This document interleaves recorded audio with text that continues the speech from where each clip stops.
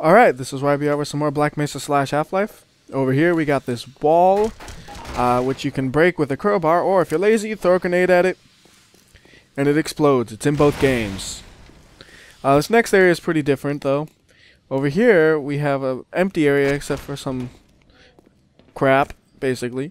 And you have a little upper area where this upper area wasn't existent in Half-Life. And in Half-Life there were just some headcrabs trying to kill you.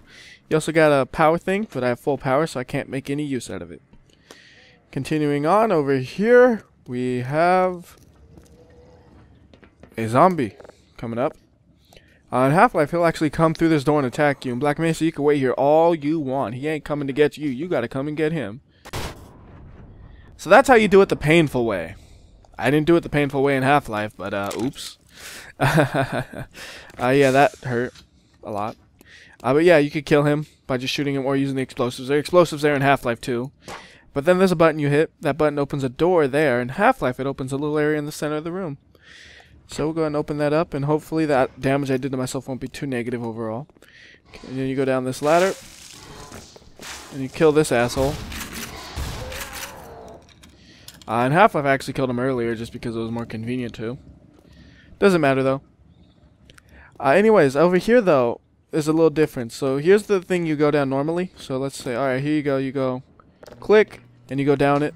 Oh wait, I'm not in there. That's okay. Black Mesa has this secret path over here. Well, I'm not sure if it's secret, but it's an alternative path. If you go over here, break this vent out, you can go through it. Half-Life, it doesn't have anything of this sort in this area. That area is... You can't even really access that area easily. You can if you crouch and go under the stairs weirdly.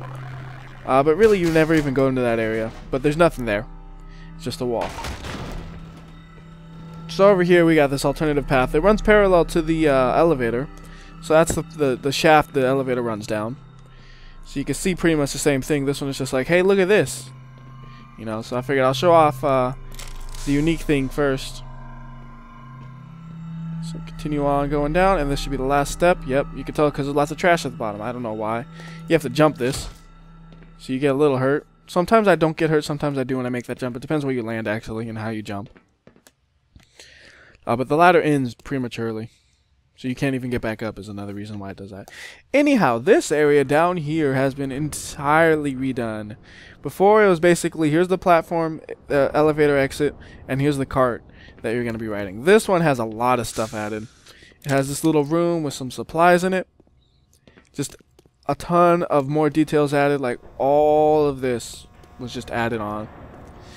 But either way, you're going to be riding a cart. So get on the cart, and we go maximum speed, because that's the way I do things. And we're just going to ride this cart all the way down in both games. We're not going to bother attacking the enemies. We're just going to smush them. I don't think they can really hurt you much, so there's nothing to be worried about. On this next area that's coming up, there's a pretty unusual difference, which I'll be addressing in a minute, but it's going to kind of make this section feel a little weird on editing. I'm just saying that now. Alright, so here it is. Both games, you can fly out of that cart like crazy. Now, the difference is, over here in Black Mesa, if you keep going on, there's no way up there. Even if you tried as hard as you can, there's no way up there aside from cheating. And in Black Mesa, you actually need to go that way to get to where we need to go. So we're going to go that way then. So what you do in Black Mesa is you go back onto the cart, kinda. And you hop up here, and you can walk to where you need to go.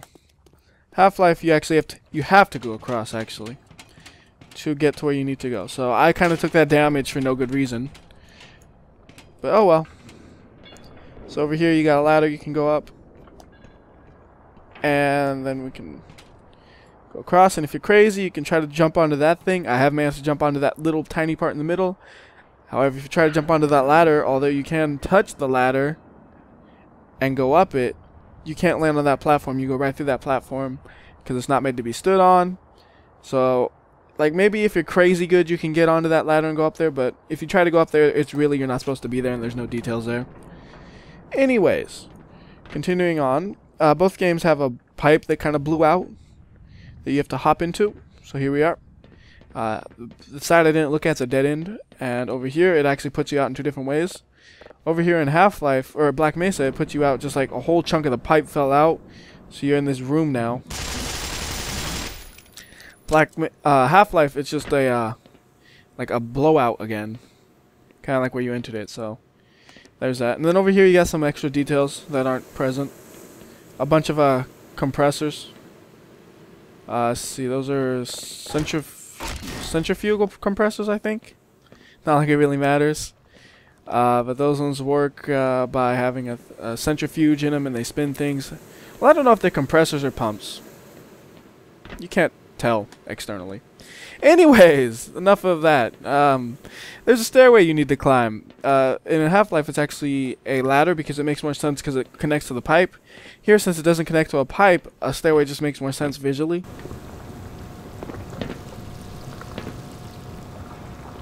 Anyhow, in both games, you have a little area here with some supplies you can pick up. And actually, we saw him walking, but he's gone now. There's this guy who kind of just roams these halls. In Half-Life, he's in that lower area. You saw me kill him earlier. Here, he's over here now. But there's a couple more still we can kill, so go ahead and... I have a terrible crosshair color for this. I can barely tell the yellow from the green, but he's dead. And we'll kill this one. I'm terrible at dodging this. I'm not even going to try anymore. Anyways, one thing I noticed though is barrels. Here, this is radioactive. Smack it as much as you want. It will not blow up, at least as far as I know. Maybe if you do it like 500 times it might. But they don't explode. In Half-Life they exploded and they kind of make like a plume of some radioactive green goo or something. Whatever. Anyways, over here you can go to this area. In Half-Life, to go to this area, it's actually kind of difficult. You kind of have to like surf on the outer wall to my right now, but that doesn't matter. This is not what we're doing. In both games, you kind of cross a pipe, and then you go to an elevator. Ooh, that was close actually. How you get to the elevator is slightly different, but the idea is you want to get onto this elevator. So then we can go ahead and go up this elevator.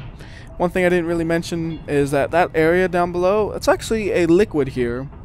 In Half-Life, it's a solid. It's just a green kind of ground texture. I don't really know why it's like that in Half-Life or whatever, but it's just one of those small little details, you know. It's kind of what I do is pick out the small weird details like that. And tell you guys about pumps. Far too much about pumps. Like, why did you need to know it's a centrifugal pump? I don't know, but I know that. So I was like, hey, that's centrifuge. At least I think. Shit, I should hope that's right. But that'll do it. So until next time, this one, Pump Master WhyBeAre. I'll see ya.